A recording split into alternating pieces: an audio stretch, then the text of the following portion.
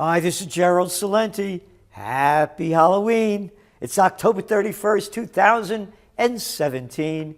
And here are some of today's trends in the news. On the market front, only Nikkei and Hang Seng hanging a little lower. Everybody's up just a little bit. Gold's down, oil's up, but not a lot. So what's going on? Well, the markets are still anticipating those tax cuts from Trump, and that keeps pushing the markets up. Also, the earnings reports keep coming in, and they're better than expected. 73% of the companies that have reported have surpassed earnings expectations, while 66% have surpassed sales estimates, according to Thomson Reuters. And very important, October is the month when things go down big time. From the crash of 29 to the panic over there that really knocked the markets out back in 1987. It's really a time when the markets take a big hit, and they made it through. It was a good month overall. So, we don't see the market decline coming. Of course, anything could happen. But then you're going into the holiday season. Trading gets a little light around December. So we got a month to play with. We don't see a correction coming until next year, the way things are going right now. But there's always the wild card that can throw that off. So, October ended on a high note, but a lot of people thought it'd end on a lower note. And oil's up near 2-year highs on the belief that they're going to be cutting back more production over there in OPEC land, and others agreeing to do the same. But as we see it, you're going to start seeing more and more rigs coming online. You're going to see those inventories start building again. And you're going to see a lot more U.S. West Texas crude being shipped out. And there's a big price differential between West Texas and that Brent crude. So you're buying West Texas at a cheaper price. So that's going to add even more supply to less demand. So we believe that oil prices right now are near their peak. And gold. Gold went down again today on the expectations that that new Fed chair to replace the current Fed chair is going to raise interest rates. And again, the higher the interest rates go, lower gold goes. So gold is in now that mid-range. You have to see where it does here at this mark where it is. If it starts going below the 1250, 1225 level, and then breaks below 1200, you got another $50, $80 below that. But if it starts going over 1300, it has to break smartly over it before it shows any strength. That's where we are with gold. And how about that Bitcoin, huh? Yep. $6,400 it hit today on the news that CME is going to start trading futures in it. That's right. CME said it would launch Bitcoin futures before the end of the year. So, a lot of speculation going on it, but the important thing is it keeps hitting the mainstream. And remember, this is millennial gold. It's the young people that know about this more than the older people, because when you try buying this stuff, you really have to be computer savvy to make it happen. I had to get other people to do it for me. So, it's gaining mainstream acceptance. We don't see it going away. The cryptocurrency trend is real because read your trends journal. Cryptocurrencies flying high or fading fast. We've been on top of this, and we believe we have some of the most strategic forecasts that give a lot of basis to where it's going, why it won't go in some directions and thrive in others. Only in the Trends Journal, where you read history before it happens, and in your Trends Monthlies. And what else did you read in your Trends Journal? Hey, how about your top trends for 2017? Yep. Silicon Valley, Rust Belt 2.0. Again, the Chinese are putting their money in building their economy for the 21st century. As I mentioned, China promotes Internet plus manufacturing. It goes on to say, the decision was made at a State Council executive meeting.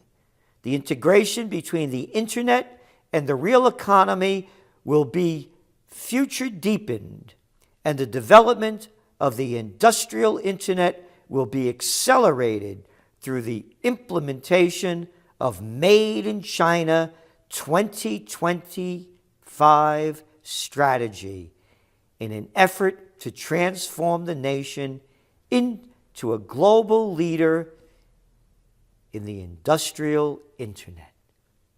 Listen to that language coming out of the government, and you know what you get from this government? This is what you get. Oh, come on now. That ain't even bullshit. That's horse shit. That's all you get. The Russians are coming. The Russians are coming. Yeah, that's the headline news. They got a guy, this guy, blah, blah, blah, blah, they did this and they did that. Well, they're doing this.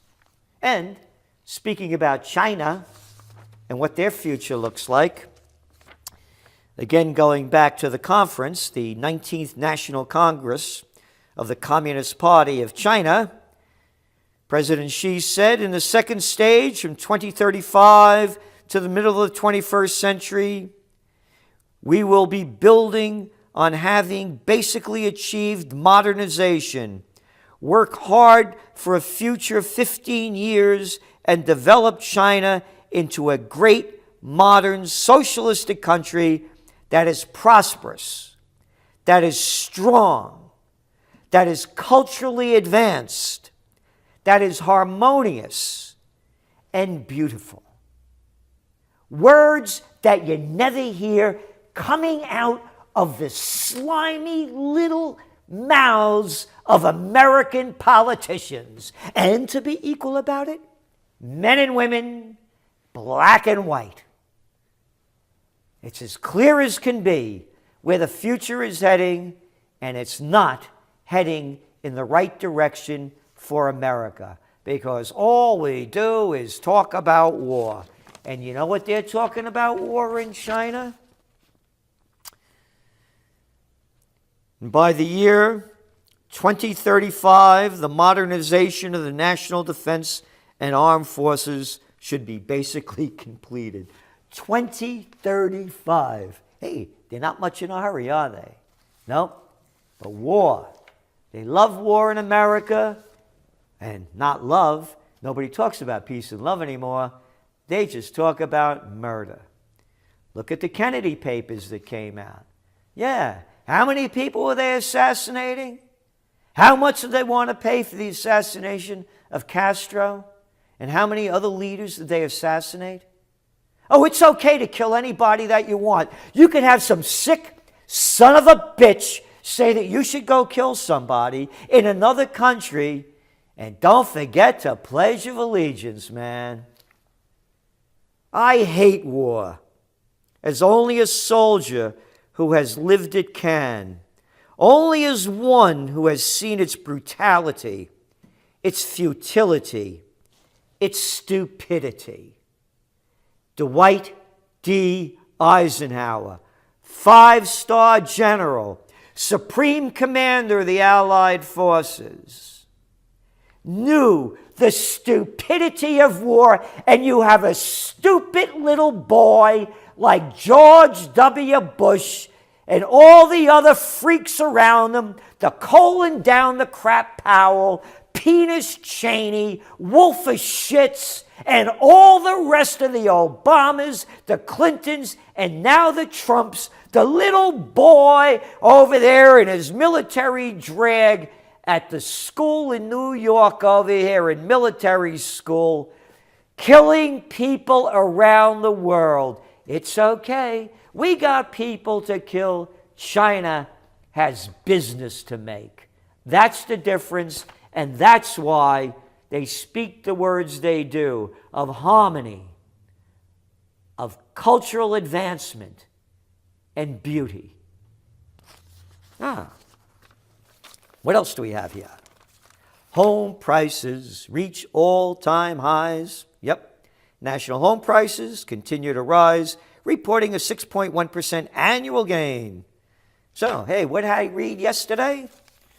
Homeowners renovate and stay put. Americans aren't moving, in part because inventory levels have fallen near multi-decade lows. And home prices are rising. And they go on in this story, they can't figure out why people aren't moving up and why millennials aren't moving out of the house with their parents, because the jobs stink. That's why. And the rich are getting richer. That's all this market is about. U.S. deal-making activity hits $22 billion. Corporate America's enthusiasm for deal-making has roared back as U.S. companies yesterday unveiled merger plans valued at a combined $22 billion, with future $150 billion worth of deals being negotiated. That's where the money is going. Record low interest rates, median household income at 1999 levels, 78% of the people living paycheck to paycheck.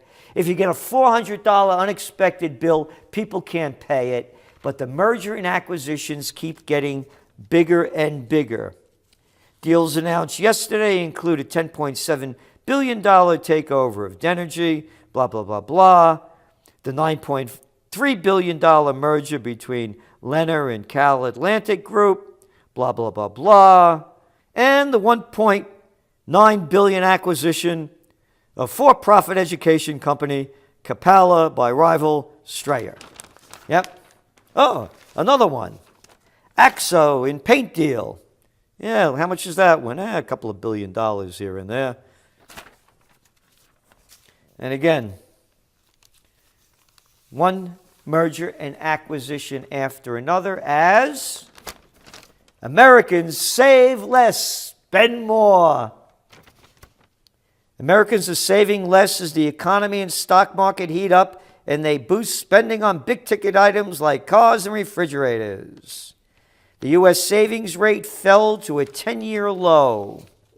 Consumer incomes are not rising fast enough to sustain solid growth, and that is a warning sign of future trouble, said Joel Naroff, chief economist of Naroff Economic Advisors. Consumer incomes are not rising fast enough. You get it? That's why people are staying put in their homes. That's why all the money is going to the top. And people are spending. Credit card debt now is at record levels.